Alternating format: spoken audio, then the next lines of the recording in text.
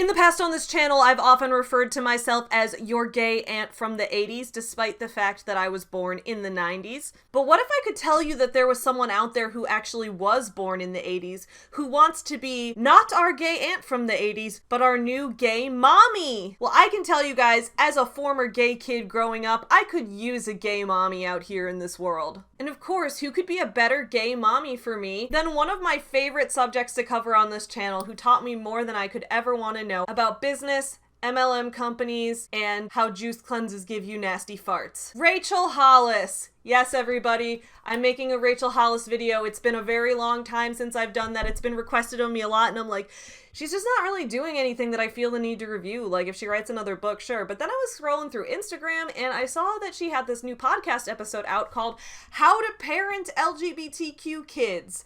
And I was interested. I haven't listened to it yet. We're going to listen to it live together and react to it. Here's my prediction. My prediction is going to be that Rachel overall have her heart in the right place, but get a lot of things wrong, and it's going to be cringe, but I'm going to know that she tried, and it's going to be a little bit of a mixed bag.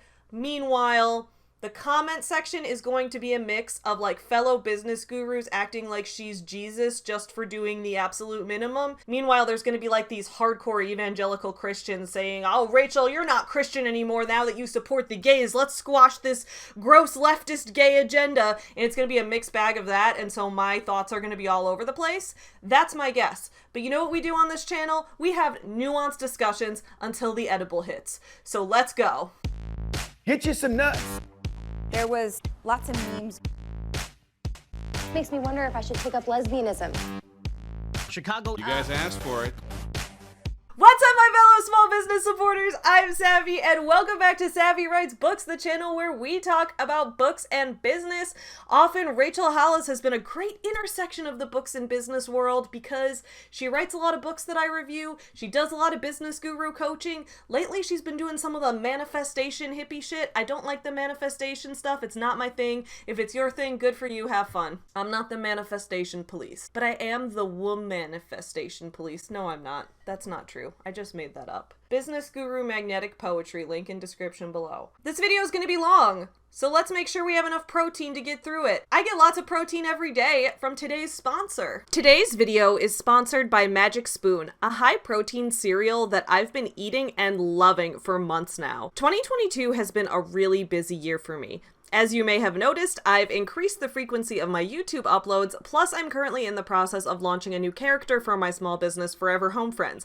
Combine that with the fact that I'm working on a couple new books right now, and yeah, I haven't had a ton of time for figuring out my meals and cooking meals every day.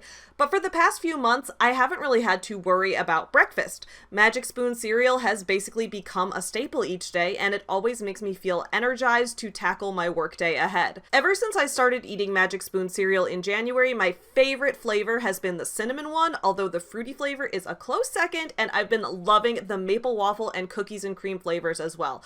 Guys, I just really like cereal. Magic Spoon cereals have 0 grams of sugar, 13 to 14 grams of protein, and only 4 net grams of carbs per serving. Each cereal has 0 grams of sugar per serving other than the honey nut flavor, which has 1 gram of sugar per serving because of the real honey they use to make it.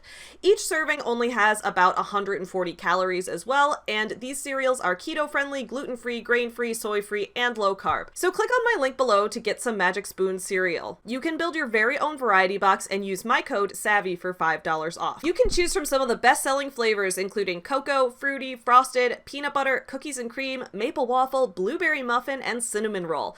Magic Spoon has also recently added the honey nut flavor to their permanent collection, and guys, it's delicious, so you can check out that one for your box as well.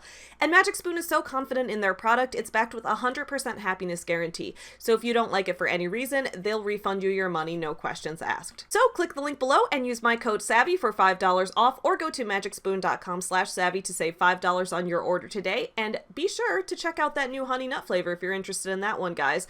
And if you guys are in Canada or in the UK, Magic Spoon cereals are now shipping there as well as to the US. Thank you to Magic Spoon for sponsoring this video. Hope you guys enjoy it. Thank you so much for sponsoring this video. Let's talk about Rachel, our our new gay mommy. All right, y'all, so this is Rachel's Instagram where she just recently posted this clip from her podcast right here. We're going to listen to the clip on Instagram, take a look at some of the comments, and then we'll listen to the full podcast episode. There's a lot to unpack today. Let's go. Oh, by the way, a lot of you guys were probably like, Savvy, weren't you going to review Jenna Kutcher's Instagram course today? I was, but I wanted to get this video out during Pride Month, so I'm going to do that next week. We are creating a space of love and support.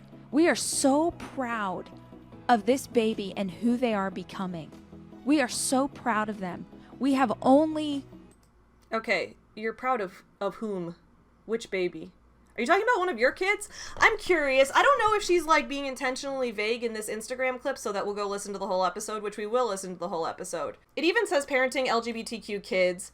I'm wondering what she's gonna bring in as her experience here. Like, has she worked like with LGBTQ kids? Which baby are you proud of? Or are you talking about like a hypothetical baby? We have only begun to see how amazing these kids are going to be. And it is our job as the mamas and daddies and uncles and aunts, it is our job to protect them so they are allowed to flourish. That's what we do. I mean, I agree. I guess we're gonna have to get to the specific advice. We're gonna take a look at some of the comments before we get to the full episode, because I saw some of the comments in here and they're a lot. I will say, I don't know if crying is real or not. I don't want to dunk on someone for crying. I know in the past I've said that Rachel's crying seems like maybe it's manipulative.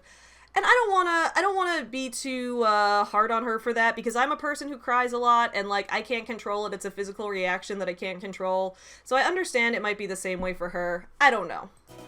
It's not our job to make them into our image. It's not our job to make them into something that society will better accept. It is our job to change society so that it will hold space for every kind of kid. So I agree. I think that there is an issue with a lot of parents, like she says, trying to make kids into their image. That's a real problem we see with parenting a lot, where a lot of parents have kids and they expect that their kids are going to have all the same values as them, all the same interests as them, that they're going to experience and perceive the world in the same way just because you raised them. And so I definitely agree that it's not a parent's job to try to make the kid in their image. I think a lot of parents go into it with that misconception. So I think that's good that she's saying that. I wish she had the full episode up on Instagram so I don't have to pull up Spotify. But let's take a look at some of the comments here. So we got a lot of people up here. One of your best episodes yet. Loved this. Beautiful message. I love that. Now this person says, trying to get those ratings. She doesn't care. She's jumping on what she thinks is a hot topic for society.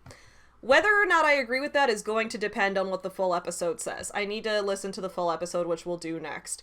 Because I will say, some of her audience in here is very, like, angry about her supporting the LGBTQ community, which is wild because she's pretty much always said that. And even in Girl Wash Your Face, she said that she has friends who are lesbians. She's been supportive for a while.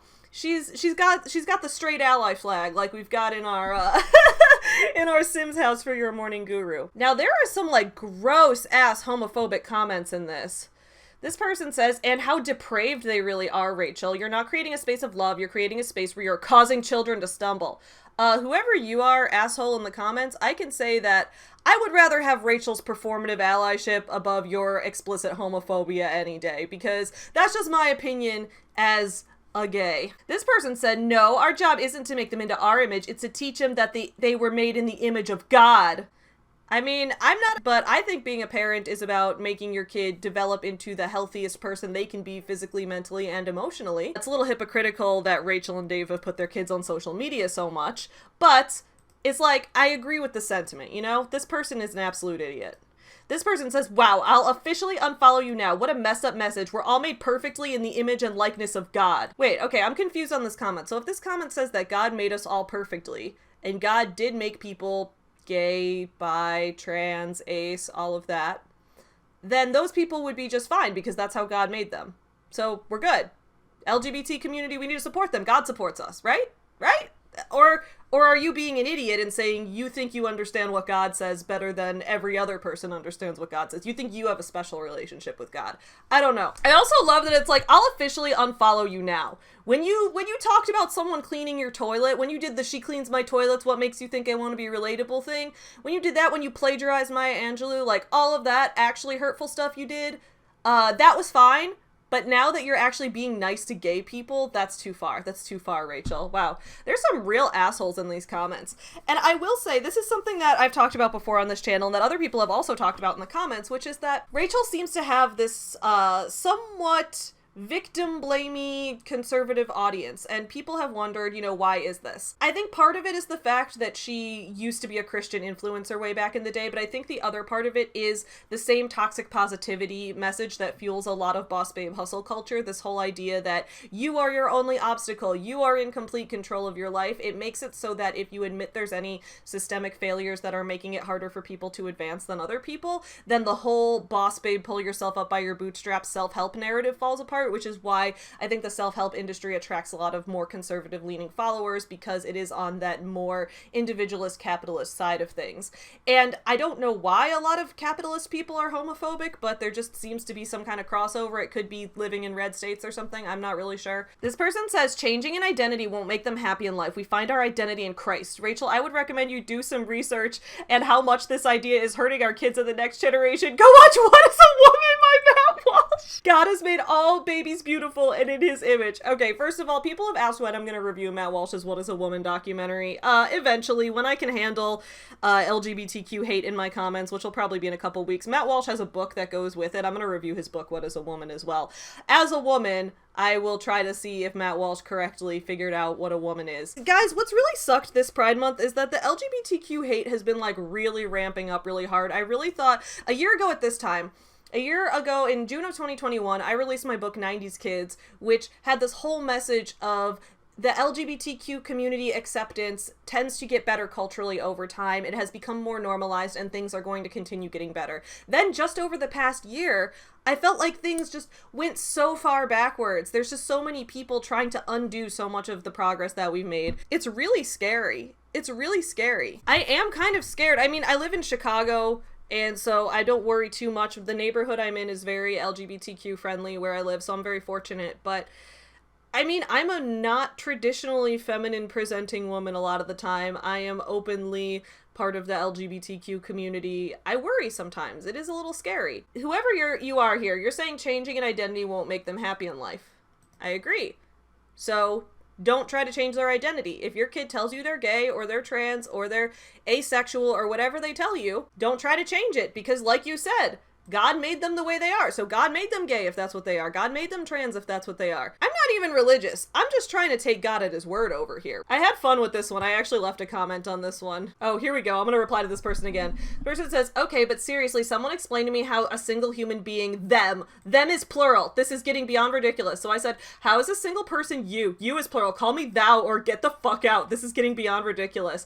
She replied to me and said, you has been used as a singular, plural, and second person pronoun since the 17th century, but okay. So has they, but okay. I'm in the mood to be a bitch today. I'm not even covering usernames. I'm just full on bitch mode. Like, I have no patience for homophobia in my life right now. It's the moment she referred to him as they. I'm sorry, what? To him as they? Wait, no, I didn't mean to like that. I'm unliking that. I was just trying to click on it. Him as they. I don't know what the emojis were here. I'm very confused. It reminds me of those people who are like, he uses they, them pronouns, okay? She uses he, him pronouns, okay? It's like, wait, did you just hear yourself? Train up a child the way he should go, and when he is old, he will not depart from it. Proverbs 22:6. This is our job as parents. The Bible doesn't conform to woke ideology. Oh shit, it liked it again. No, unlike. God damn it. I need to learn how to click on Instagram better. I'm just trying to highlight things and it's liking them. I'm sorry, guys. I'm sorry. More like your gay aunt from the 40s with how I am with technology right now. Also, this is just like objectively false. Like, just because the proverb said it doesn't mean it's true, because like plenty of kids, if their parents keep trying to force them into a role that does not fit them as a person, the kids are just gonna cut you off eventually, dude. They're just gonna leave the house, get their own job, and then be like, sorry, we're not talking anymore. And then you'll grow old and be like, why don't my kids call me anymore? Like, because you're an asshole to them. That's why. Just like, don't be an asshole. What about, it is our job to help them mirror the image of God? What happened to your beliefs? Again, God made them gay, dude. I hear you, and I love where your heart is at, but as a Christian woman, how can you support LGBTQ relationships when the Bible is so clear on this? I don't say this with ignorance or hate, but I've always been very curious on your perspective since you've always supported relationships of this kind. The Bible was not even clear on it, dude. There's plenty of gay Christians in the world. And then people are just arguing about the Bible verses over here, which is great. It's always fun to see. More Bible verse arguing. This person says, oh, he has a check mark too. Who is this dude? Wow, he looks like an asshole. I don't know who he is, but he has a lot of followers, so this dude looks like an asshole. You should protect them from the LGBTQ agenda. The level of stupidity in this video is astounding. Everyone keeps talking about the LGBTQ agenda, okay? I have been LGBTQ my whole life, and I don't know what the agenda is. What is the agenda? What is on the agenda? I've never been invited. So if there is an agenda, I feel left out. So, okay, a lot of people are upset about this and being homophobic as shit. So let's listen to the whole episode and see what Rachel has to say. Because here's the thing. I can think that Rachel's podcast episode, I don't know if it's going to be good or not. It might be good, might be bad. I don't know. We still got to listen. I think a lot of these people are being incorrect and are being straight up assholes. But that doesn't necessarily mean her podcast episode is going to be good. So let's find out. This is going to be a little confusing. If you have a child who is going through this, they have to be able to find community. And if they can't find community at school, they need to at least see it online. But I did ask Jackson about this, and he wanted me to say to Holly and her daughter and anyone else who's listening, he was like, please just tell them the kids, they're like people are at school. Okay, is this like a thing that podcasters do where they take a clip of something from later in the podcast and put it towards the beginning? Because I'm lost. Like, I don't know what she's talking about. I agree with the point she made that a kid who's going through discovering their LGBTQ identity absolutely needs to find a community at school, online, in one of their extracurricular activities, something. They need to have some other people who understand and are supportive. I completely agree. He's like, there are people, he's like, I don't care where, he's like, I live in the most conservative, people wearing Trump hats, like people, you know, absolutely the kids on the football team, like calling him ugly names. He experiences that and experienced that, especially in middle school. But he said, he's like, at first, I didn't think they were there because we were in this really conservative place. He's like, Mom, I swear, please tell her there are kids in her school who are just like her and they just don't know each other yet. What is she talking about? She's talking about, so one of her sons used to get called homophobic slurs. And then there's this girl she's talking about named Holly. I'm really lost. Hi, I'm Rachel Hollis. Oh, okay, that was all just teaser stuff. Okay, Rachel, you gotta get better with the editing. Sorry, just a little critique. Like, you had me very lost at the beginning. Maybe I'm just being an idiot. I wish I could see your face. I don't know where to watch it with your face, though. And this is my podcast.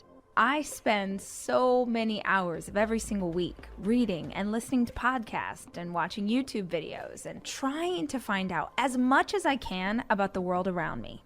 And that's what we do on this show. We talk about everything, life and how to be an entrepreneur. What happened to dinosaurs? What's the best recipe for fried chicken? This podcast sounds really unfocused. I know that's not very nice, especially considering my show, Your Morning Guru, is incredibly unfocused, but I guess that's just something Rachel and I have in common. Like, this shit's about everything, and then what's driving people to it? What's making people want to listen? What's the best plan for intermittent fasting? What's going on with our inner child? How's therapy working out for you?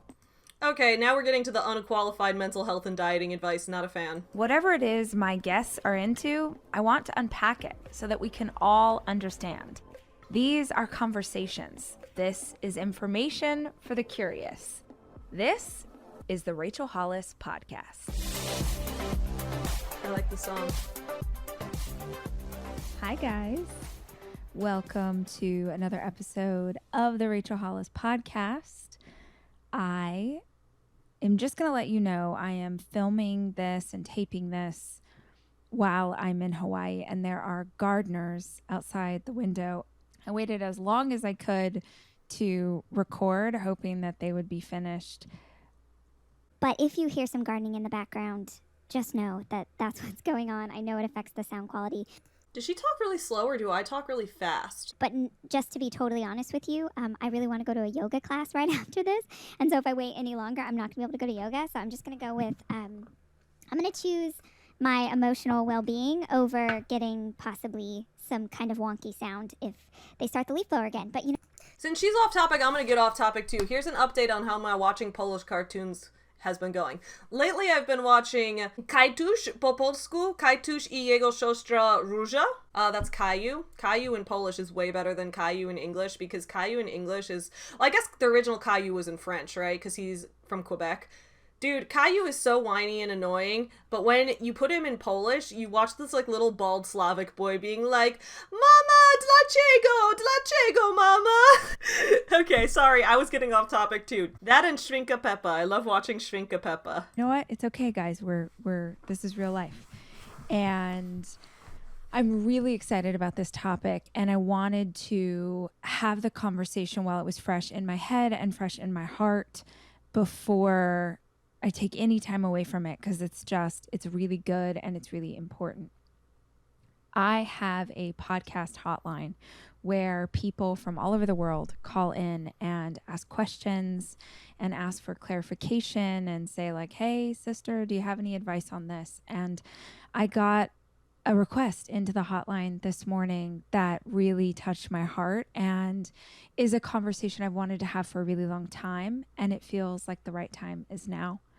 And that conversation is about how to help your child as they're questioning their sexuality, as they're questioning their gender, as they're questioning who they are and how they show up in the world. And I think this is a good topic. I think it depends how you approach it, which I guess we're going to see. She's taken a long time to get to the point. I think from my perspective, the number one thing that's important, and I've never been a parent, I've just been the gay kid myself.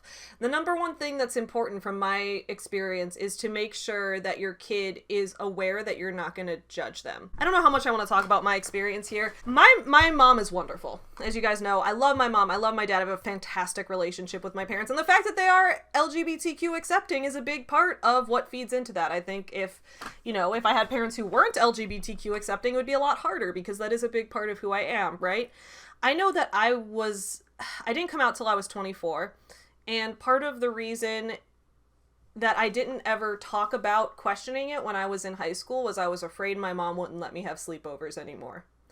And to be fair, this was like when I was in high school, this was, 2007 era. It was still the time of George W. Bush being on TV going, marriage is between a man and a woman. This was before same-sex marriage was legalized. There was a lot of stuff that was still, like, the cultural narrative around it was still very, like, if you support LGBTQ people, you are far left and you're super progressive. Like, that was still kind of what we heard going around, right? Over the 2010s, that really evolved a lot and got better, and now it seems to be getting worse again, which really sucks. But I know that was one thing. And this is the thing. I'm not blaming my mom, because there's no way she could have known that I had that fear. But I think that the first thing is to make sure you have this open line of dialogue of like, hey, just so you guys know, we are supportive of the LGBT community. Just so your kids know that in regular conversation. And even if all your kids are like straight, cisgender, heterosexual people, then maybe they won't ever need to use that ability to talk to you about it, but it's good to just have that out in the open and make sure that you talk about being supportive so that they feel comfortable coming to you in the first place. And my parents were not, like, being homophobic or anything. It was more so just that, like, my mom was always big on, like, oh, you can never have, like, a boy in your room. You can never do that. My mom is Catholic, right?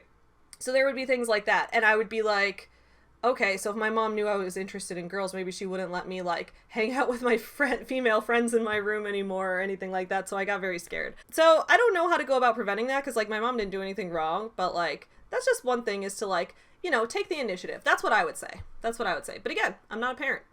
And then on top of that, grappling with what other kids at school might think of it, what your community thinks of it, your church community thinks of it, grandma and grandpa, all of it.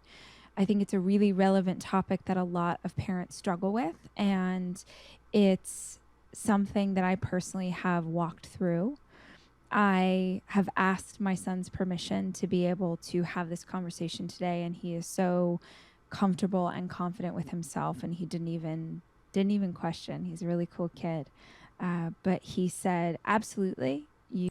So is Rachel saying one of her kids is LGBTQ? I think that's what she's about to talk about. I have mixed feelings on this, because I'm imagining it's one of her older two kids who are, like 14, 16. You guys know I have major issues with parents making content out of their kids on social media, but at the same time, if this kid really did say, you know what, Mom, you do have this platform and I want you to be able to spread this message of how this is important and I would like to be part of that example, then like I'm not here to tell a high school age kid that they're not allowed to talk about that publicly because they should be. So I'm a little bit of two minds on this. The fact that she said up front that she asked his permission and that he was cool with it, as long as there was no pressure, I don't know what went on behind the scenes, but as long as there was no pressure and as long as he really did feel comfortable with whatever the outcome was, then I guess that there's no issue with that. I don't know. Let's continue. You can tell them the story, and also he gave me some advice. So I want to start by saying I have a 15-year-old son who is gay, and I have known that he was gay since he was a little boy. I mean, since he was a toddler. I had this. How do you possibly know that? I know that sounds, okay, this might sound weird because there are some people who knew that they were gay very young, right? How does your mom know that, though? I first realized that I was bi when I was 9 years old. And I went back and forth on it for a while in the questioning stage. And then in college, I did the whole Jen Sincero, I'm a straight girl who sleeps with chicks kind of thing. Where I was like, yeah, I'm straight. I just like had a sex dream about my female friend. And then I just like made out with my friend. And then I just like took my friend's virginity. And it's like, I'm straight though. I did it not in a gay way. Like I had a whole phase like that, was wild. But I knew that for a while. I knew that since I was a little kid. Since if I look back at my old journal where my old journal with Barbie on the front and I flip through it and I have girls' names written in hearts and I talk about like how I wanted to flirt with girls on the playground and thought they were cute and things like that. I had crushes on girls in elementary school. Like my whole life was like this, right? I don't know how your parent could possibly know though. My mom is very in tune with me. My mom and I are very close. She had no fucking idea. I came out in a blog post which was like talking about how I wanted to take Chewy to the Pride Parade with me. And my mom sat me down to lecture me and she was like, we need to talk about this blog post. And I'm like, oh my God, this is my coming out post. My mom, I hope she doesn't have any issue with it. My mom's so sweet. I hope not. And then she was like, do not take Chewy to the Pride Parade because he will not behave himself. And that was her only criticism. And I was like, oh my God, Mom, it's my year at the Pride Parade. I can do whatever I want. And then I took Chewy to the Pride Parade and he did not behave himself. And so I've never taken him back since. My mom was surprised though. She was like, I had no idea. And I was like, really, Mom? We used to watch Downton Abbey and I would talk about how much I want to fuck Edith the whole time. I'd be like, damn, I want to bang Edith. My dad would watch it and be like, I think Lady Sybil is quite lovely. And I would watch it and be like, I want to fuck Edith. If I lived in the Downton Abbey times, I would be banging Edith so hard. My mom just like somehow had no idea. And that's the thing too, is maybe this could be because I'm a very literal minded person, like I've talked about. I don't usually pick up on vibes. I don't pick up on reading the room very well. I'm not great at like nuanced social cues all the time. But when it comes to people saying they have gaydar, I find that like incredibly offensive. Or people saying that they know someone's sexual orientation. Like, how could you possibly know that unless they tell you? So I wait for someone to tell me before I act as if I know, because that could also really easily lead into bi erasure and asexual erasure, because a lot of people will say, oh, I always knew my son was gay because he never had any girlfriends or whatever. And then it's like, well, actually, he's asexual, but you just didn't even think of that, did you? Or someone was like, I knew my daughter was a lesbian because she dated other women. It's like, or she's bi, and you just forgot about that option, right? And like, sometimes they're gonna be gay, like, who knows, right? So my point is, though, trying to act like you know that someone is a certain sexual orientation based on any level of characteristics only feeds into stereotypes. I think we need to make it, like, I don't know what she's gonna say specifically yet, so I don't want to, like, put this on her necessarily, but I know a lot of parents will say, like, I knew my son was gay because he used to love playing with my makeup and playing dress up, and there's, like, this whole thing that, like, boys who do feminine things are gay. It's like, well, sometimes they grow up to be trans women, or sometimes they grow up to be straight men who just like to do feminine things. Sometimes they grow up to be non-binary. Like, you don't know, dude. There's a million options out there. Sometimes they're not LGBTQ at all. Let's normalize the idea that straight women can have masculine qualities and straight men can have feminine qualities, and there's nothing wrong with that. Like, let's make this more open rather than more narrow. That's just my thoughts on it. Intuition, and honestly, his father did as well. Anybody in our family who knows Jackson either understood that that's where this was going or is living in denial. And what? Okay. First of all, I want to say to this kid, Jackson, he's a teenager. First of all, I want to say if he's comfortable with coming out about his own sexual orientation, that's awesome. And, like, I'm really happy for him because that's a huge move. Like, again, I wasn't comfortable coming out till I was 24, and I've been such an LGBTQ positive person for a long time. So I admire him. I admire that he's able to do that. And I think it's great that Rachel's talking about how she and the rest of the family supported him from the beginning. And I think that's great also. I think it's weird and unnerving to me as another LGBTQ person. I'm not involved in this family, but she did make this as public content for us to consume and review, right? I think it is weird to be like, anyone who couldn't tell this kid was gay is living in denial. It's like, they're a kid, they might not know yet, dude. Like, I didn't come out till I was 24. Some people don't come out until their 20s. Some people, everyone thinks they're gay. Like, and this is another thing, right? I have lots of friends who are like, I have friends who are straight men who weren't interested in sex at all until their mid-20s. The brain develops at different stages for different people. Some people don't develop that impulse until their 20s. Some people do in their teen years. It really varies based on the person, and everyone kind of develops differently. But I have plenty of examples of friends who was like, oh, this guy wasn't interested in girls at all when he was a teenager, so obviously he must have been gay, so like... But no, then did become interested in women in their 20s or something like that. People develop differently, so I think it's weird to say about a kid, oh, you're in denial if you don't know this. Now, I will be clear. Some people do know their sexual orientation when they're really young. It just varies wildly based on the person. I have a lot of friends that are in the LGBTQ community. We all just kind of gravitated towards each other. It was just coincidental. I'm not really sure how it happened. Maybe there are vibes involved in this, and I'm just really bad at picking up on them. I don't know. That's possible, too. But a lot of my friends that I thought were straight and that they thought they were straight when we were younger ended up being asexual. And I've also had a lot of friends that have come out as bisexual. Very few of my friends are like fully heterosexual or fully homosexual, although I have a few who are. One of my best friends of all time is a lesbian.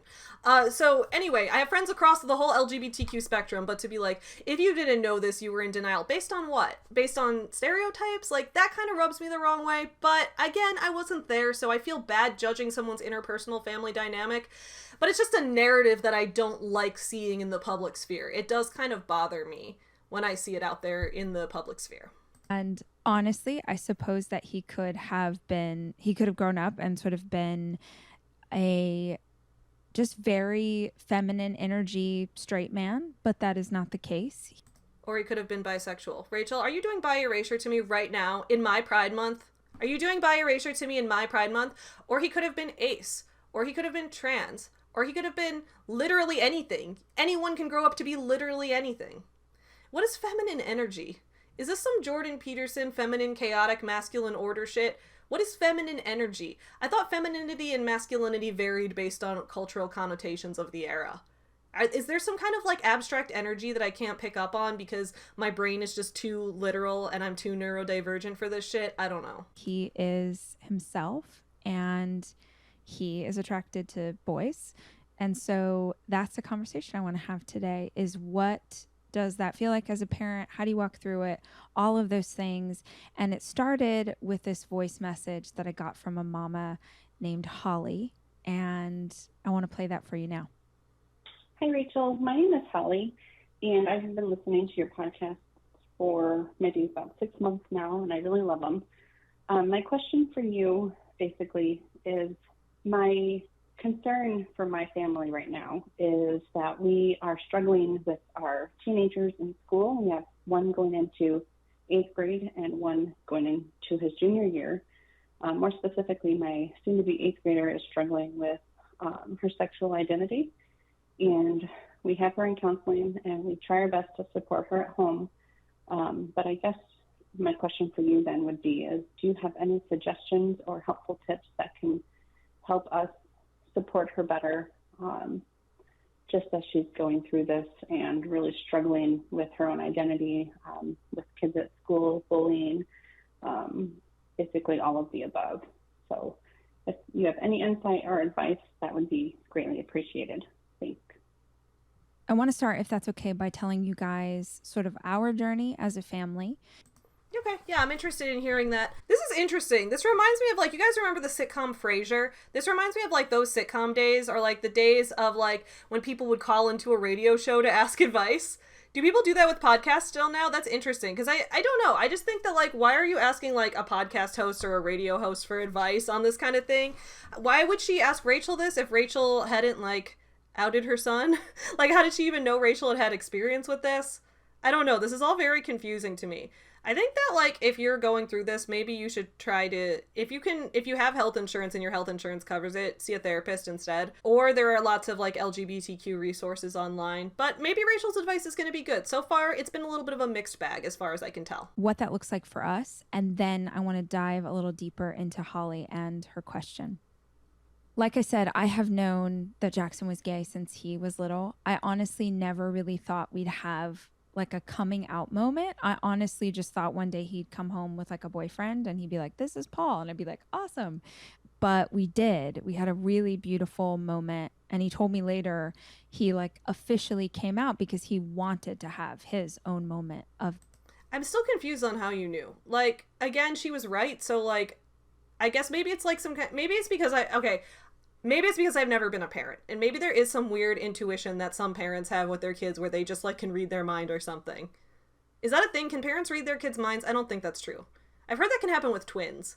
I don't know. My parents had no idea. You know what? I think my dad had some idea, because like when we would watch Downton Abbey and I would talk about how much I want to fuck Edith, my dad would be like, Savvy, you need to tell us something. And I'd be like, just that I want to fuck Edith, Dad. That she's hotter than Lady Sybil. Where the fuck is your head at? What kind of taste you got, ladies? I mean, Lady Sybil's cute too, but like Lady Edith, like damn. I know I say I don't pick up on vibes, but Lady Edith had the vibes I was looking for. Might have just been her face. So beautiful. And he came out to me when he was 13 years old. And I still just am flabbergasted that he knows himself so well. Oh, dude. Okay, so when I was 13 years old, I had a crush on my female best friend. And then later, I found out that so did Tyler. Tyler's my husband. I found out that Tyler had a crush on this girl too. And so did my brother. And so did my other male best friend that I was dating at the time, who ended up being the best man at my wedding. We all had a crush on the same girl. So then one night I was like, I'm gonna drunk text her. So I got drunk as shit and I texted her. And I was like, by the way, we all had a crush on you in 8th grade. And I was like, but like, I win, right? And she was like, I'm asexual. And I was like, life is too funny sometimes, you guys. And felt so comfortable doing that, especially in that he goes to school in Texas Hill Country with a lot of conservative people. And Texas is a tough place to be right now for the LGBTQ community. That's why I said I'm grateful that I live in Chicago. In a lot of parts of Texas, I mean, especially for trans people, there's been a lot of legislation proposed in Texas that has been very harmful to them. And I don't want to get too into the legislation because I don't want to derail the video too much. But I know that Texas, Florida, a few specific states, there have been really concerted efforts to try to make coming out as LGBTQ a lot harder. And it's been harder for parents too, especially like in Texas, right? This whole thing about if you get your kid any transgender counseling, any gender therapy, any hormone blockers, you could be found guilty of child abuse and have your kid taken away from you. And it's like, yeah, that's what's going to be great for a kid who's struggling, to be literally taken away from their parents. Some of these people in government are fucking insane. a lot of people who speak certain ways and do certain things that don't always make it feel safe or supported to be different from everybody else. That was a really beautiful moment. And it was also, as a parent, I don't know if any of you have experienced this, but it was also, I don't know how to properly explain it, but it was the first like very adult thing that one of my children had ever done. Oh, by the way, Rachel, like I don't know if you're watching this video, but if you are, piece of advice, whatever ad revenue you make on this podcast episode, give it to your son. Give it to your son whose story you're telling, because you're literally like, it is Pride Month and you are profiting off of an LGBTQ person's story this month. You're profiting off putting your kid's business online. And I get that he said it was okay. And there's a lot of young LGBTQ people. He's a teenager, you know. I don't know where the line is, if you should have to be 18 to consent to having your business online or what. I don't have specifics on that. So you know what? If he's okay with it and that's something that makes him feel good to get his story out there, just like give him the ad revenue. Put it in his college fund. He was 13 and he sort of came to me and kind of like stuck a flag in the ground and said, "This is who I am." Wait, like literally like a rainbow flag? Like if so, that is like the most boss move of all time. Like, oh, that's how I should have done it. I should have taken this flag right here and just like jammed it in the ground like at my parents' house and been like, "I am bisexual." And then they would be like, "What does that mean?" Which is what they did, and then I explained it to them. The way I explained it to my dad was I was like, okay, so you're married to mom and she's blonde. If you and mom got divorced for some reason and you married a woman with black hair, like, how could you be attracted to her? She's a different kind of person. She has black hair. But for me, like, gender's not a factor. And he was like, oh, okay, that makes sense. And then he was like, so did you, like, date women before you and Tyler got married? And I was like, I mean, if dating's what you want to call it. That really laid out a very interesting path for the rest of his life that is different than his brother, or that is different than how I grew up. And I want to be honest, I did not grow up in an environment or a church, or at least the way that I was raised. I was raised when I was really little to believe that that was something really wrong, that to be gay was something really wrong, that it was evil, that it was a sin. And by the time that I was in middle school or high school, my perception of that really started to change. And I honestly think that it changed because I was a theater kid. I grew up doing musical theater. I was in the drama club from the time I was little until I graduated high school. And I was a gay theater kid too. If I'd been born 10 years earlier, Rachel and I could have been gay theater kid friends. Well, not that Rachel's gay, but I could have been her gay theater kid friend. And if you're a theater kid, you are exposed to every kind of person. And I think that you learn to be really accepting, and you have friends, and you do life with people who are all pretty different in different ways. And so I came out of high school not identifying at all with the beliefs that had been taught to me when I was little. And I went to church as I was a young adult, and when I was in Los Angeles still, and if you have read my books, if you read Girl Wash Your Face, then you maybe remember the reference to this, but 2 of my best girlfriends are married to each other. Okay, wait, hold up. This is a video about being an LGBTQ ally, and you're going to use the word girlfriends to mean platonic friends? Rachel, the word girlfriend is gay. It is for girls who are dating each other. Would you call your male friends your boyfriend? Do you call Tony Robbins your boyfriend? I hope not. I guess it'd be better than calling him daddy. I'm sorry, I'm in a mood. But no, yeah, you don't, that's the thing, right? If you don't call your male friends your boyfriends, don't call your female friends your girlfriends. Because all that does is lead into lesbian erasure. Like, I have 2 of my friends are both women, and they recently got married to each other. And like in the past, when I used to be like, oh, this is my friend and this is her girlfriend, and people would be like, oh, when did you guys become friends? And I'm like, no, they're engaged. They're not friends. They're engaged. I mean, I guess they are also friends. But my point is, a lot of people, if you introduce a man and his boyfriend, people immediately know they're together. If you introduce a woman and her girlfriend, a lot of people will think maybe they're just friends because people talk about their girlfriends all the time. So it's like, Rachel, unless these 2 women have welcomed you into their marriage as a third, which if they did, good for you. Have a great time. I hope y'all are just being safe, sane, sexy, and consensual. That's what matters most. Have a great time. But if they are just platonic friends, then don't call them your girlfriends. That's just my advice as a queer woman. And I met them all at the church that we went to. And watching the church that I thought was very open and welcoming and loving of all kinds of people, watching how the church leadership responded when Sammy and Beans came out was brutal. I went through like every sort of emotion, and I now would say I was sort of going through the stages of grief because I was grieving this place where I felt very at home, and I was watching them just treat these people I love so much, just treat them terribly. And also I was watching them do it sort of behind the scenes. Like they would stand up on stage, the pastoral staff, and say like, everybody's welcome, we love everybody.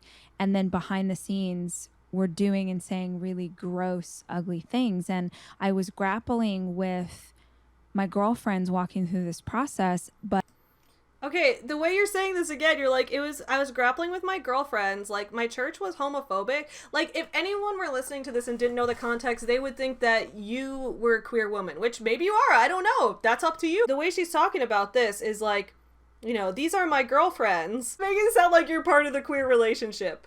If you are, good for you. But what was really underneath that for me was the knowledge that I knew I was raising a queer son. And I just kept thinking, if we stay at this church, he's going to hear this story someday, because Auntie Beans and Auntie Sammy are so important in my kids' lives. They Wait, so you weren't ready to leave the church just based on the fact that they were discriminating against your friends? You had to wait for them to discriminate against your son also? Maybe I'm being too hard there. I understand that, like, when you find a community that's valuable, you want to say, okay, it's very easy from the outside to be like, take a stand, don't stand for that. I completely agree. And, you know, that's what I'm glad she did in the long run. From the outside, it's easy to say that. And I know that, like, when you're actually in that situation, there's a lot more emotions playing with each other. And it's much easier to look at things from a very, like, well, obviously this perspective when you're on the outside of the situation. Still, I don't know. A little more self-reflection could do you well. know and love these women. And if we stay at this church, at some point he's going to be old enough to understand what's going on here, and he'll learn that story. And I just kept imagining him looking at me going, wait, you stayed in a church that you knew did not support LGBTQ. Like, how could you do that? Yeah. And I just got to the place where I couldn't attend that church anymore. And it was a really interesting process, because at this time I didn't have confirmation from Jackson, but I just knew, I'm like, I have 4 kids. Okay, wait, so you didn't know your son was gay. You just had a vibe. Maybe it's a parent-child connection that I just can't understand because I've never had kids. But where do you get this vibe from? Like, based on what? Based on what? There's a real strong chance at least one of them is going to be LGBTQ. And based on what? I mean, I want to say Rachel made the right move choosing to leave this church. 100% made the right move. I'm just wondering why she's like, there's a strong chance one of my kids is going to be LGBTQ. Like, based on what? You have 4 kids. About 1 in 10 people is LGBTQ. So there's a chance. There's not that strong of a probability, but there is a chance. And you did have an LGBTQ kid. Maybe you have more than one. I don't know. Some of your kids are still pretty young. But I don't know. I guess it's like a thing for me when people try to go off of vibes. I get a lot of people in my comments who are, you know, LGBTQ positive people, either LGBTQ themselves or allies to the community. I get a lot of people like that in my comments who I think they're meaning well, but they always assume that I'm trans. I get that a lot. People assume that I'm trans or non-binary, or that I'm transitioning into male, or that I'm female to male trans, or that I'm female to non-binary trans, probably because I got breast reduction and had terrible body dysphoria for a long time.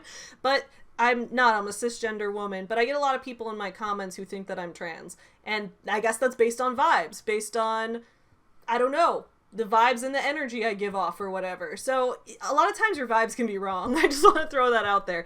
Vibes are no substitute for listening to people and taking them at their word. Which, again, Rachel ended up being right in this situation, so she didn't do anything wrong. I just don't think it's a good thing to make a practice out of. So that was a very interesting time. I think sometimes we can associate the actions of people or the actions of the church with the love of God. And I think those are 2 completely different things. I agree. And for about a year, I had a lot of anger at God about that, until I realized, like, man, God was nowhere in this. God was nowhere in this conversation. God was nowhere in the hearts of the people who were treating, you know, people they said that they loved and cared about up until 2 weeks ago when they learned something different. So just as I wanted to put that piece in here, because I know this isn't just a conversation for parents or friends or aunties or grandparents. When you're walking beside someone who's going through this, it's not just a conversation about how to support them. It's also, how do you unpack what's inside of you and the beliefs that you've been taught and that you have held. And I think if you have a child that you suspect is gay, is lesbian, is queer, however they want to identify themselves, is trans, is fill in the blank. Oh, you said all of them except bisexual and asexual, Rachel. Well, not all of them. Like, there's plenty of other things. You can talk about being non-binary and, like, other things, too. But I was like, she's going down the line, like, LGBT, skipped over one. You're hurting my heart, Rachel. You're hurting my heart. Pride Month it's been tough on my heart. You're making it worse, Rachel. It's really important that you do your own work while they're waiting to speak their truth when the time is right. One of the things that I know, having a lot of friends in this community and also having a child, and he has a lot of friends in this community. Okay, wait, so here's the thing, too. I think what she's saying is true, but I think I want to add on to it a little bit, right?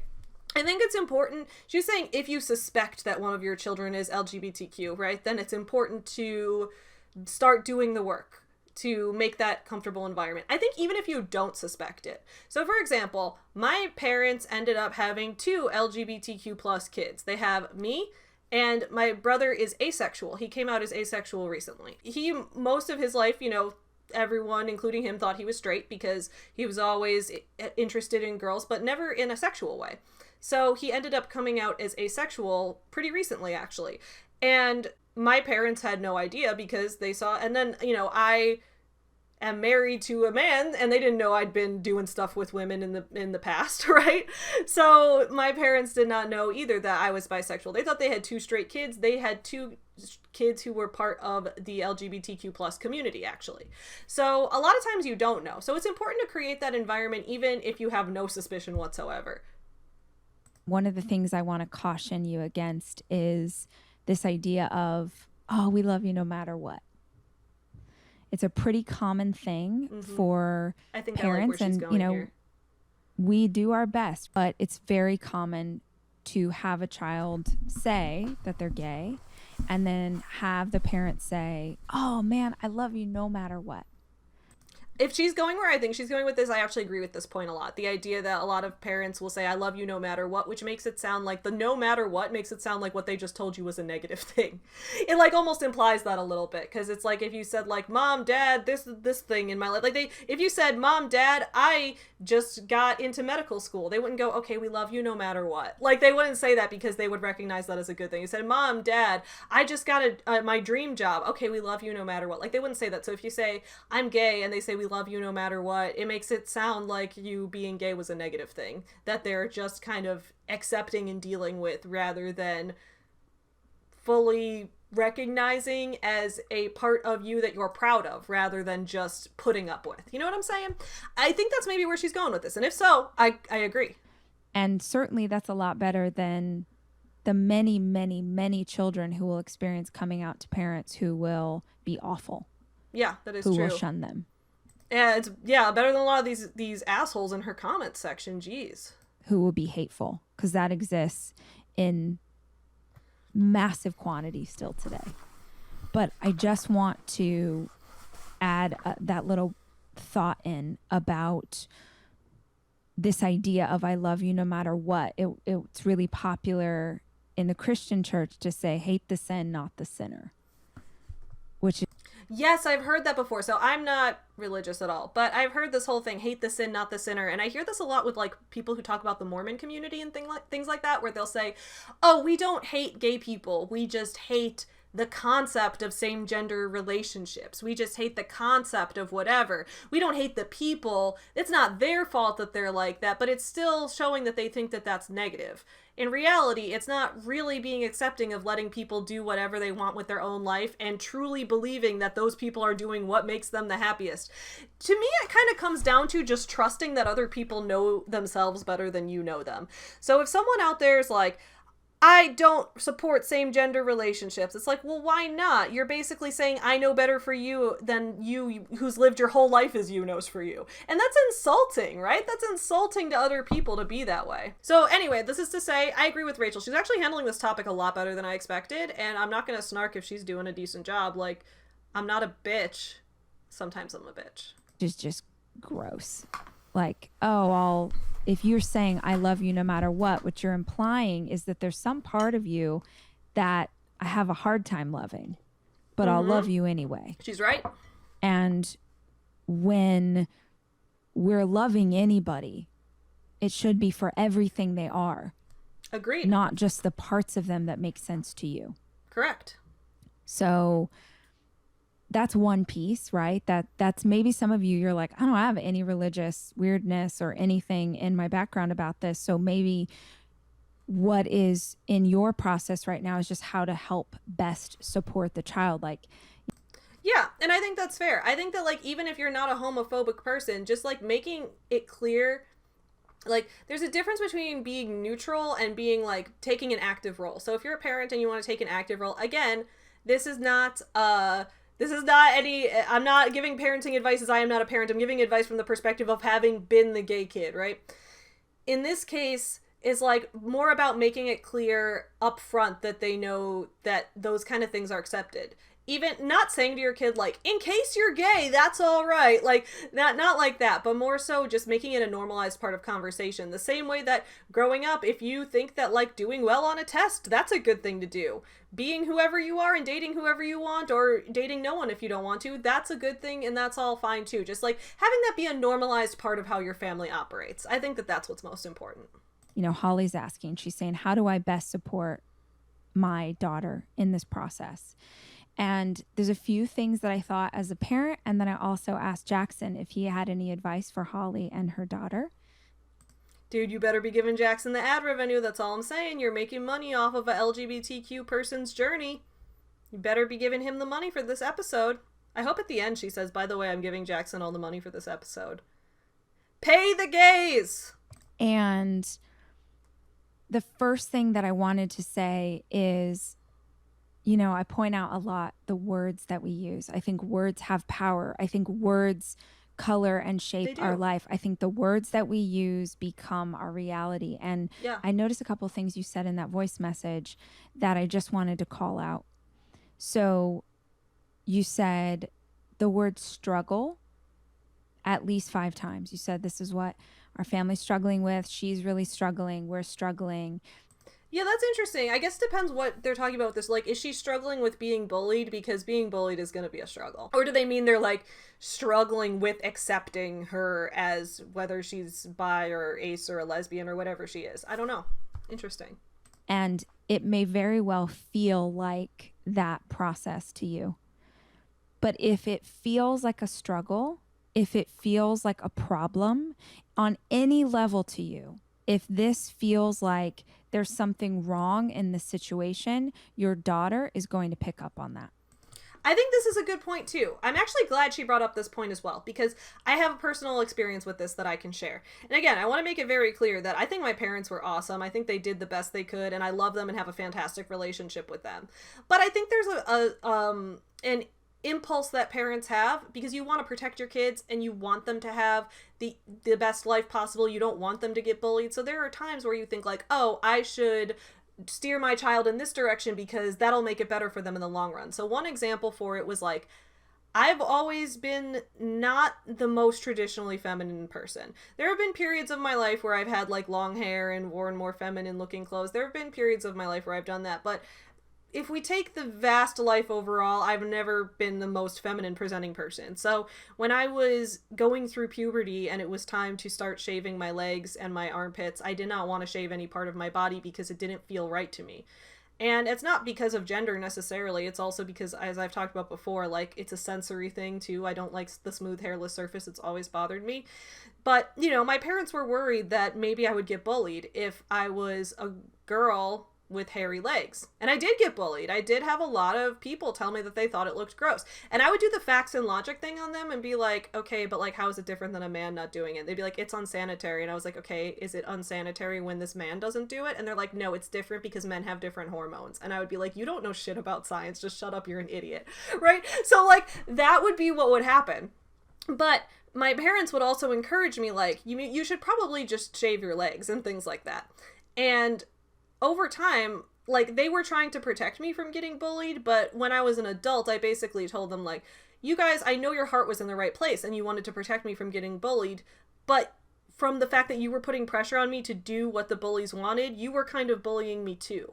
Like, not intentionally. And my mom has since, and my dad, they've since apologized so many times and been like, wow, I'm really sorry. Like, I didn't know that that's how it worked. I guess I can see in retrospect how that was. I absolutely accept that apology. And I think it's important to remember that a lot of people are, like Rachel even said, doing the best with what they have. But that's an example from my perspective where I would say, yeah, don't treat this like a struggle. Don't treat this like this is something negative, because they will pick up on that, and they will pick up on if you are part of that negative effort that is coming towards them. Absolutely. If you are worried she's going to absorb that, it's impossible not to. Kids are very smart. They understand things even when we don't want them to, which is why I say as a parent, it is our responsibility to do our own work to unpack the prejudices or the beliefs or the ideas that we have about what this means. Because this is one thing about my son. It's one part. It's like, I don't often meet people and go like, well, that's Debbie, and Debbie likes men, and she's also a veterinarian, and she volunteers for the PTA. Like, we don't do that with straight people. Why on earth would we do it with people in the LGBTQ community? If you are a straight person, if you're... Okay, but just because Debbie likes men doesn't mean that she's not LGBTQ. Just want to keep that in mind. An able-bodied person, if you are a white person, if you are... Like, for example, Debbie could be a bisexual woman, or she could be a straight trans woman, or she could be a bisexual trans woman. Like, there's so many options for Debbie, who's a veterinarian, that she is not necessarily straight just because she likes men. I just want us to keep that in mind. Or anyone who experiences privilege or doesn't understand what it's like to be oppressed, then you don't know what it feels like to have someone all of a sudden begin to define you based on some fact that they just found out. It's grossly unfair. Yeah. Like, I don't know, the person that you want to make out with is the least interesting thing about. Okay, Rachel, don't. It's not about don't make it about the making out. Don't make it about the making out, because that's not what the full experience of LGBTQ is about. It's not about who you want to make out with. I know she's not doing it on purpose, but again, that's why I said I had the feeling that her heart would be in the right place and she'd miss the mark in a couple places. This is one of those places where I feel like she missed the mark, because LGBTQ as an identity is not just about who you want to make out with. And that can often lead to like a lot of these like conservative dog whistles for people who talk about like, oh, being LGBTQ is just about the sexual aspects of it. So obviously we shouldn't talk about it around our children because it's sexual. It's not what it's about. It's not about making out. You even said it yourself, Rachel. You suspected that your son was in the LGBTQ community. Like back when he was a small child, you suspected this. So it's not about making out, okay? Like, especially like if you look at something like being trans is completely, that's part of the LGBTQ, it's a T, it's right there. Being trans is completely separate from relationships. You can be trans and be in a relationship or be in no relationship, and that's not relevant to it whatsoever. So it's not all just about who you want to make out with. And in addition to that, there's a lot of stuff about gender norms that can be kind of a part of this too. Even though, like, yes, you can be a very stereotypically masculine man who's gay. You can be a very stereotypically feminine man who's straight. You can be a stereotypically masculine woman who's straight, or a stereotypically feminine woman who's a lesbian. You could be any of these things, right? But a lot of times the LGBTQ community often does have some level of gender role dismissal, I guess. A lot of people don't think I'm straight when they see me. They see me sometimes with my husband, think he's like my brother or roommate or friend or something, because a lot of people would not assume, a lot of people don't even assume I'm bi, people assume I'm a lesbian. Or they assume I'm trans, but like my point is that like nobody really assumes that I'm straight when they see me. So there's a level of that as well. Although you can't, again, you also cannot tell for certain based on appearance, so you never should try to, because that's just based on stereotypes. All I'm trying to say is it's not about making out. Don't make it about making out, especially when we're talking about kids here, Rachel. This is not about making out. You. It's very much who you are. If anything, I agree. When Jackson came out, I felt like I now had a more intimate place in his life because he trusted me with that information. That's fair. But I didn't think suddenly like, oh, that it changed who he was. And I think if anything, and every single person is different in their own walk and their own path and what they feel comfortable with. And I think it's really important that you ask your child, your sister, your friend, whoever you're walking through this with, that you ask them what they want the process to be. Because in my brain, I was like, oh, okay, great. When Jackson came out, it was a celebration. It was a celebration. There was no... When I came out, it was a lecture on why I shouldn't take Chewie to the Pride Parade, and my mom ended up being right. Guys, Chewie's a nuisance. He's a cute dog, but he has too much energy. He's got puppy energy. People are always seeing him bouncing on the street, and they're like, oh, it's okay. He's just a puppy. I'm like, he's almost 8 years old. This dog is not a puppy. Anyway, that's what my coming out experience was like. Do not take Chewie to the Pride Parade, Savvy. Oh, I know other parents who feel massive fear, oh, they're going to be judged, or what's this going to do to grandma? What's grandma going to say? You know, they sort of... My grandma's been supportive too. I post like bisexual memes online all the time, and my grandma always likes them. And she likes my spine tattoo, which is my scoliosis. You guys have seen my spine tattoo, right? It's like along my full back is tattooed. I got it done last year. I've got an anatomically correct curved spine that represents my scoliosis curves, and then it has flowers going up it in the bisexual pride colors, because it's like, my spine's not straight and I'm not straight, and I'm proud of all of it. So my grandma was happy about that as well. My grandma's great. I love my grandma. Run through the litany. When Jackson came out, it was a celebration, because That's I felt great. like he had the courage to be himself. I remember he thought I was so lame. I was playing like Lady Gaga. That is lame. I mean, no, Lady Gaga's not lame. Let me be clear. I love Lady Gaga. Actually, Lady Gaga, I was in love with Lady Gaga in high school. This is back when I was pretending I was straight. I was like, okay, but like everyone beats off to Lady Gaga. Right? Like even straight girls, right? But anyway, no, I had the biggest crush on Lady Gaga for so long. So anyway, I love her. I think she's great.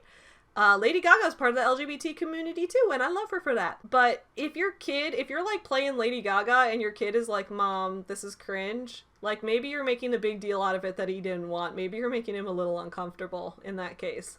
That's kind of what it sounds like. Maybe you're making him uncomfortable, dude. Like, I know if my mom had been playing Lady Gaga, well, I don't know, my mom already does play Lady Gaga. She likes Lady Gaga too. I'd listen to Lady Gaga with my mom. Again, it's like Dave's ally tattoo. Some of this shit's cringe, dude. Like, just don't be cringe. Born this way. And he was like, oh, Mom, calm down. And I really thought like, oh, let's go get some rainbow flags and let's like really. And he was like, no, you need to chill out. You really need to chill out. Well, we know who didn't chill out was Dave. He went and got a fucking ally tattoo. Oh my god, remember how I talked about this in my video reviewing Dave's first book? And I was like, okay, I am a queer woman. And if my dad had got an ally tattoo when I was in my late 20s, which is where I am now, he got it now while I'm in my late 20s, I would think that's sweet. If he got it while I was a teenager, I would have been like, you're dropping me off 4 blocks from the party. I'm not letting anyone see you with that ally tattoo. Holy shit, okay? Dave got an ally tattoo while their LGBTQ child was still a child. But I put him in a group text with all of my friends who are gay, and they all know Jackson really well, and is some of the most beautiful thing I've ever seen. I mean, if he wanted to be in that group chat, then I think that that's good, because I wish I had a group chat. Okay, so this is actually really sad. This is really sad.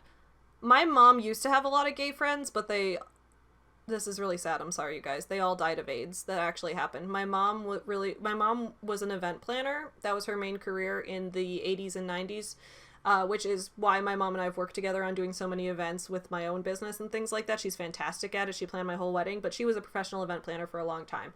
A lot of the people she worked with in the event planning sphere were gay. So she had a lot of gay friends. But I think all of them died of AIDS. I don't think she had any gay friends left by the time I was born.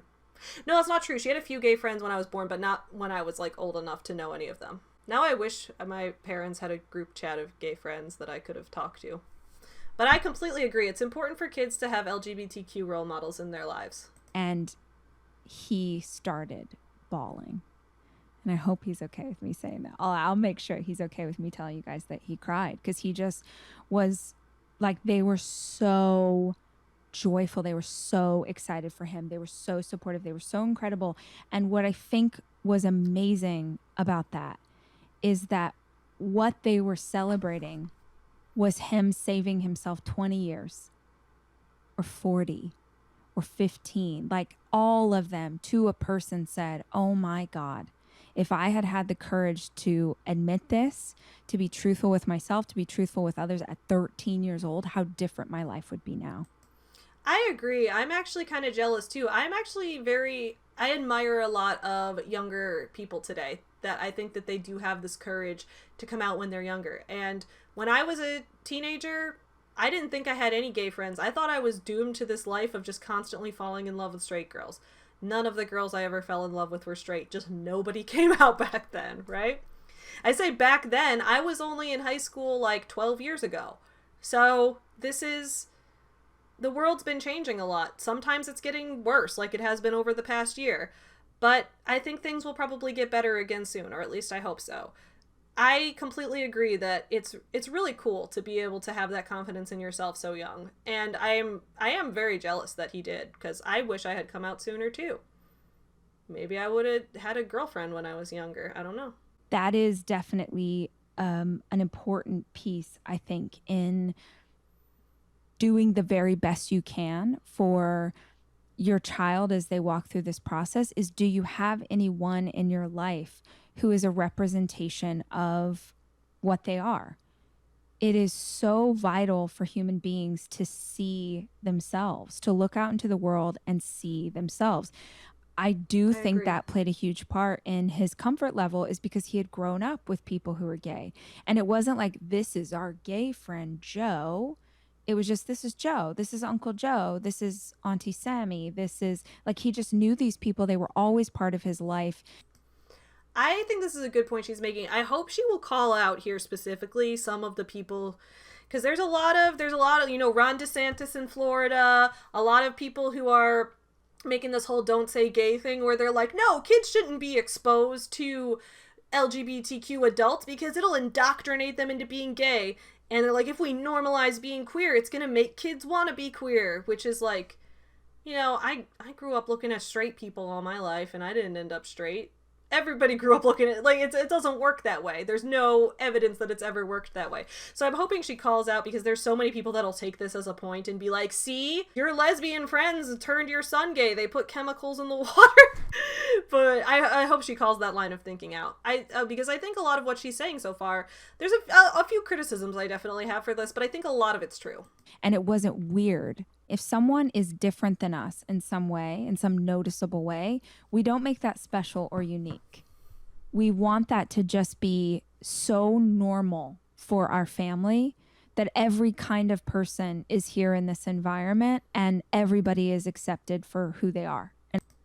So I think there's two sides to this, and I agree that I'd like to move towards a world, and I thought we were doing a pretty good job for a little while of moving towards a world where being part of the LGBTQ demographic was just normalized, that it's just part of how some people are, and that's okay. I think that right now, to be like, I don't see gender or sexual orientation and it's all just normal, can be a little reductive, because there are a lot of states right now that are specifically introducing legislation that are trying to get people to go back into the closet or not be able to pursue their truths in these ways. So I think we do need to recognize that those differences do give us different experiences and do give us, different perspectives on these things. So we can't treat everyone like their experiences are all the same, but I agree that we do in the long run want to normalize it. Absolutely. And it's not weird or unique or different. So I do think that that's a big part of it. And to that end, this might be, I don't know how this sounds as parenting advice, but you asked my advice, and so I'm going to give it to you. I was really against my kids having any kind of social media access for that. You may want to put in a word with Dave. Okay.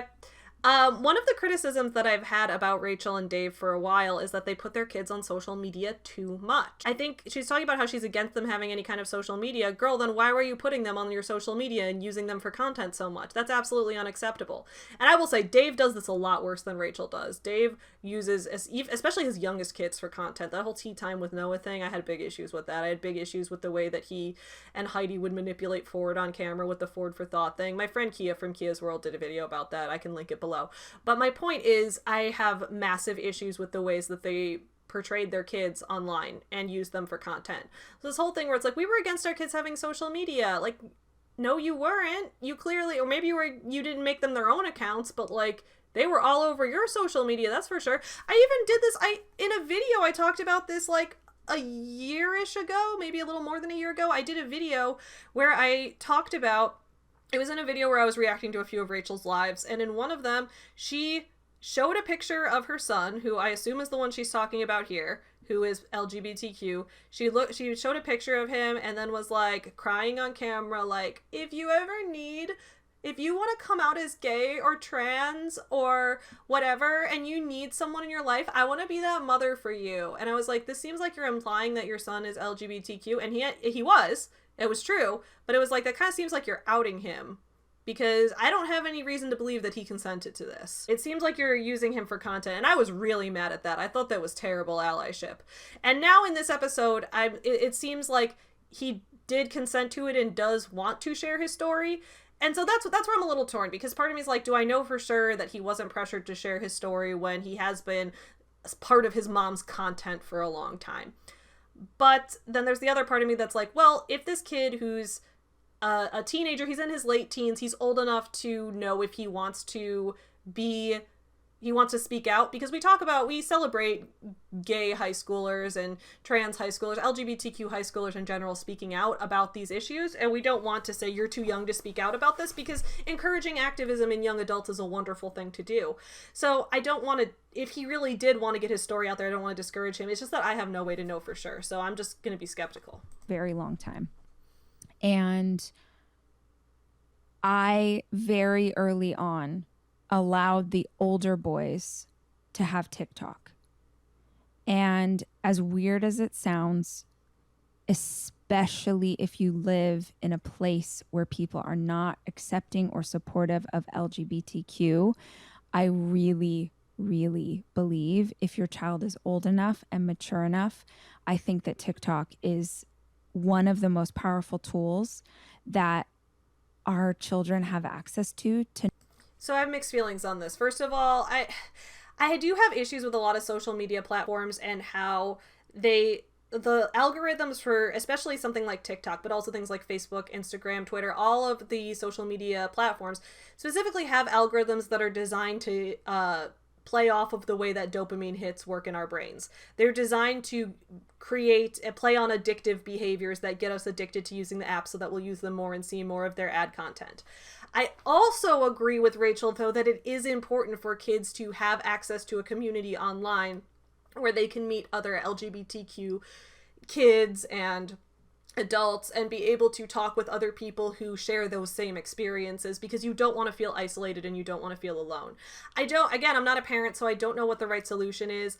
I do think that she's on the right track, though. I do, because when I was a teenager, social media was kind of just getting started. I never made MySpace, but a lot of my friends had MySpace. I just never made one because I was the quirky girl who was like, I'm too cool for social media. I'm not like other girls. I don't go on social media. I call people on the landline, okay? It's the 80s. Like, that was me. It wasn't the 80s, but I pretended it was. I listened to 80s music and wore leg warmers and called people on the landline because I was that bitch. I was so fucking quirky, right? So anyway, that was me as a teenager. But then around when I was in late high school was when Facebook started really taking off. And I eventually got Facebook, but my parents were very skeptical of social media at first. They were like, this seems very weird, connecting with people on the internet. You never know when there might be some strangers or whatever. At the end of the day, I never got that involved in social media as a teenager, and I didn't I got texting as a phone option when I was in college. And so I do, to an extent, feel like maybe if those options had been available to me when I was younger, I would have found community sooner and felt comfortable coming out sooner. That's possible. So I do agree that letting kids have access to those communities within reason and with some reasonable boundaries is a good way to go about it, as long as you're keeping those lines of talking open. Because I can see how in today's day and age, like back, when I was a teenager and a little before that, when social media wasn't as big as it was now, or when those companies were just kind of forming in the first place, it was a little different. But now that social media is so integrated into the world, especially in the time of a pandemic where a lot of us are communicating over the internet rather than face to face, I think that it is difficult to not let your kids have social media. You just need to figure out how to go about it responsibly, because if you don't, they'll find a way to get it without your knowledge, and then they might get into some areas that are not as safe for them, right?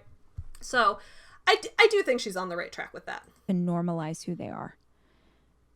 And I just asked him this too, and he was like, oh my gosh, I don't know if you guys know about this, but if you're on TikTok. I'm on TikTok. My TikTok is called SAVY Makes Dolls. I use it primarily for doll modifications.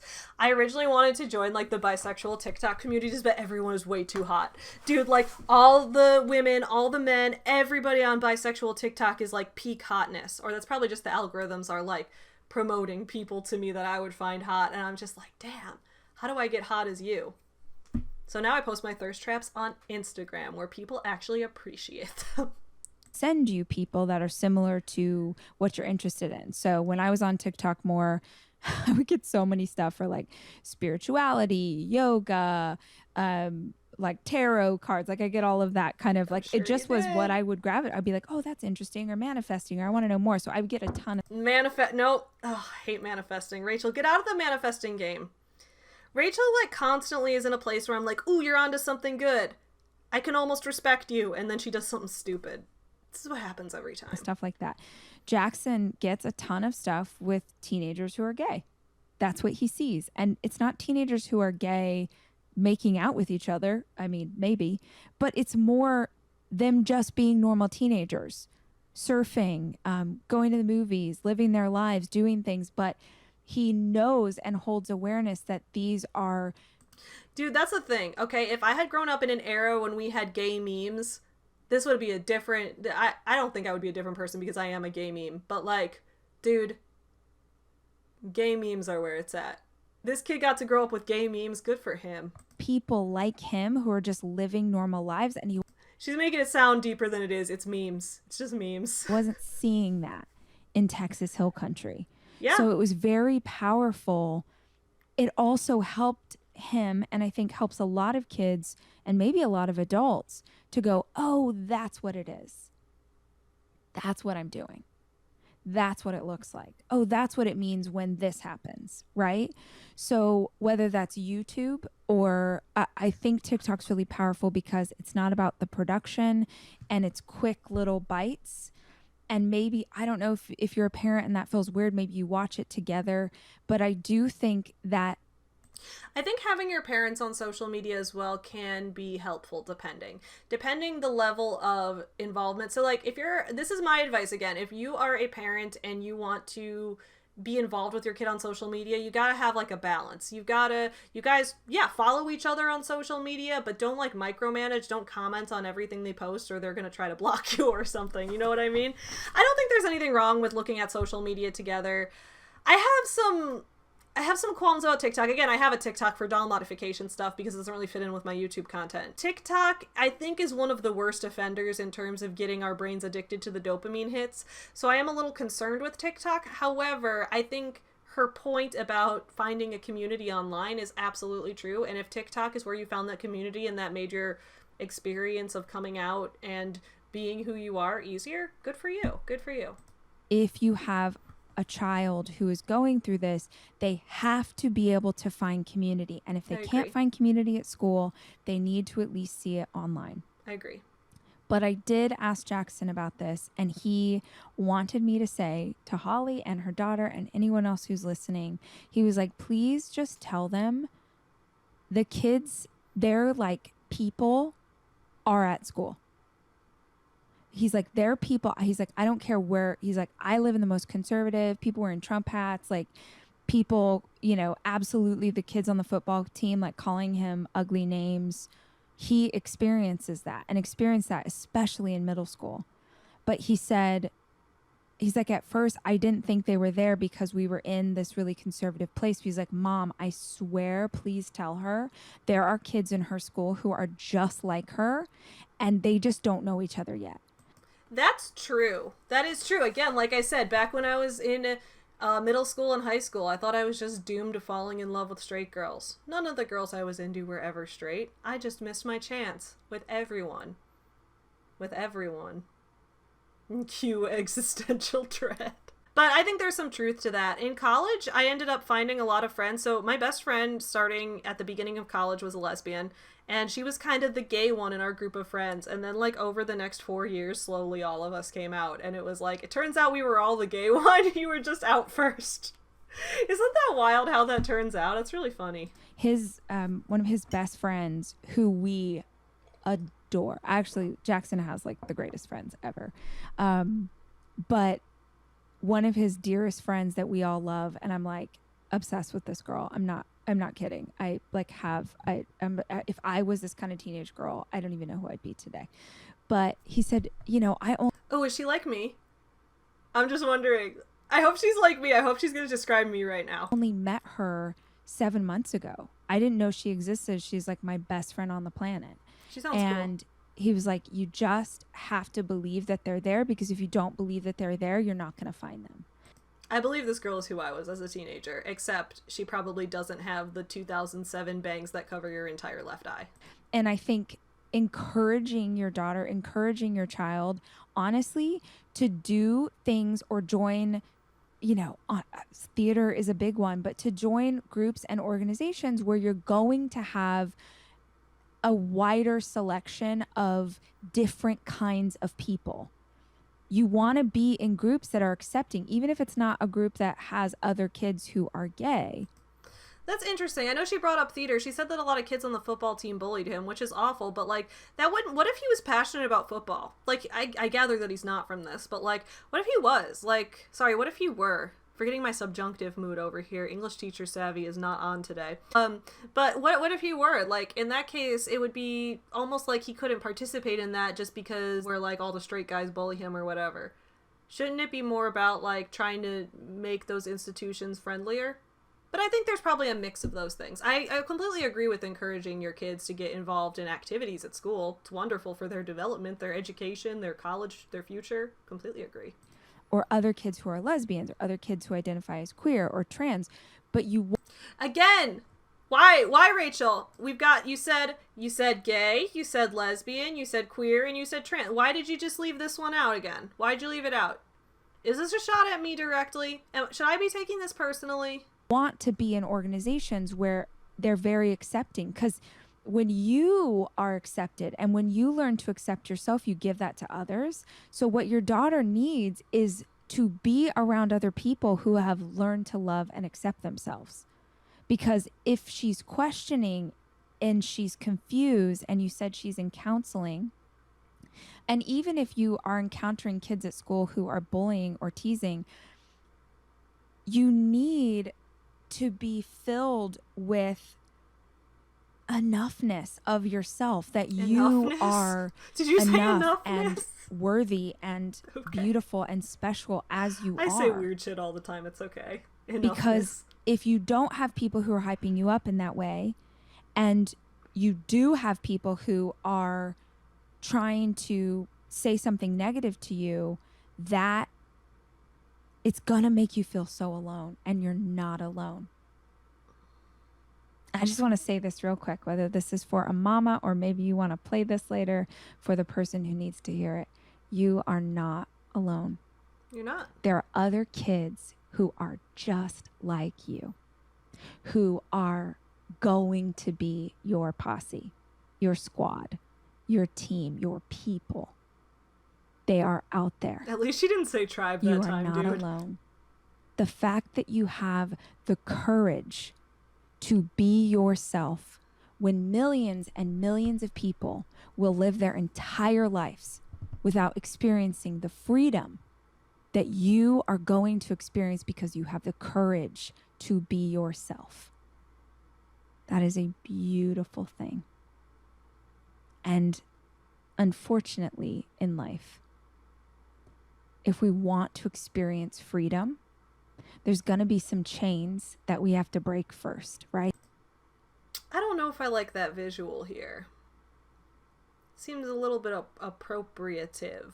Is that a word? If enoughness can be a word, so can appropriative. There's going to be some things that try and hold us back, things that try and keep us mediocre. I think she's going to talk about the systemic issues here, which is good. Things that try and hold us to the ground so that other people who sit in their comfort zone and sit in their mediocrity and are too afraid to be themselves, they want to hold us down, right? They want to hold us back from experiencing that freedom. But you are taking the first step. or maybe the 15th step or the 100th step or whatever part of the path that you're on, but you are going to get there. You are going to get there. But you need to understand that no matter what it feels like and no matter what other people are saying or doing, you are magnificent. You are exactly who you're supposed to be. And good. Yeah, take a minute here and say you're who God made you to be. Just for the Christians in the audience who are like, God made us this way, and people are going against God's word. Be like, no, God made this kid gay. God made this kid bi. God made this kid trans. Checkmate Christians. How about that? Checkmate Christians. Good for you for doing the work to figure that out now. Checkmate Christians. Ooh, I love it. In fact, I loved when TikTok first started, I loved it because I loved seeing so many different people expressing themselves and being themselves and testing it out. And if you want to follow my TikTok, it's all gay American Girl dolls. My American Girl dolls are all either like bi or lesbians or whatever. I make my American Girl dolls very queer. So if you want to look at my queer American Girl doll modifications, follow Savvy Makes Dolls. Maybe that'll become Rachel's new favorite TikTok account. Wouldn't that be funny? If Rachel liked my Queer American Girl Doll TikTok account, that'd be hilarious. So what did you guys think of Rachel Hollis's podcast episode about parenting LGBTQ plus kids? Did you agree with it? Did you think that she made some good points? I'll say my conclusion here, which is that I think overall her heart was in the right place, just like I said I thought it was going to be. And I think she did actually make a lot of really good points that I agree with. Some of the things that I want to say as a takeaway from it, a lot of the language, there were things that I was like, that isn't quite right. However, I don't think, as a LGBTQ person myself, I don't always think that it's productive to throw away someone's entire allyship effort because some of the language was wrong, because it's important for all of us to keep learning and growing together. So as long as Rachel is open to my criticism or the criticism of other LGBTQ people, I would say some things she could learn from and get better at are, one, not saying like, oh, it's just who you want to make out with. And I know later she said that it wasn't just that, but even just kind of saying that I thought was kind of a negative stereotype. I think it's a little weird whenever people say that they know that their kid is gay before their kid knows it themselves. I guess it can be true sometimes, but it's also like, ever thinking you know your kid more than they know themselves is always weird to me, especially because that often does lead into parents who are homophobic being like, no, I know you better than you know yourself. Even if you say you know them better than they know themselves in this way, it's still kind of the wrong line of thinking, even if it does lead to a better conclusion. It's not quite ends justify the means here, because sometimes the means can actually be hurtful. So I would stray away from that a little bit. I do think she's absolutely right about the need for young queer kids to have connections to communities with people who are older than them and also with other kids their age, that they need to be able to have role models and mentors and also have friends that they can connect with. I think she's absolutely right about that, and I think it's fantastic that she is trying to foster that. I was a little concerned about her using her own son's story. However, it does sound like he really was okay with it, and maybe he did want this to be a platform for activism. I'm hoping that that's the case. Part of me is concerned that it's possible that she could have pressured him into it for the sake of content. Just knowing how much Rachel and Dave have used their kids for content, it does make me a little suspicious. However, I don't know for sure, and I don't want to pretend to know this kid better than he knows himself, right? Because I've never met him. So if he did actually want this to be his story being shared, I think that that's fantastic. In that case, just Rachel, give him the ad money. You gotta give him the ad money. I think a lot of people in the comment section on Instagram are being homophobic and gross and are just wrong about a lot of things that they're saying. I think we're not going to move towards a better world until we can all accept each other and just let other people live their lives in the ways that make them the happiest. I agree with her point that over time we should be trying to normalize this and make it a thing that isn't a big deal, but I don't think we can be there yet with some of the massive pushbacks that specifically a lot of state legislatures right now are trying to legislate bills about these type of things and make it harder for people to come out and be safe in that way. So I think we do still need to talk about it and talk about it as something that is outside, I won't say outside of the norm, as it's not weird or anything, but it's definitely something that is going to face a lot of opposition still. So we still need to be able to talk about that and the different experiences that people have. I'm curious to know your guys' thoughts in the comments below about all of this. So I had mixed feelings. I thought she pleasantly surprised me and she did a lot better than I thought she would. However, I did still have a couple of critiques. I hope you guys are all having a fantastic Pride Month. Thank you again to my sponsor for this video. I will see you guys on Monday again for a new video, but in the meantime, please keep on supporting specifically queer-owned small businesses and have a fantastic start to your day. Bye, friends. Get you some nuts. There was lots of memes. Makes me wonder if I should take up lesbianism. You guys asked for it.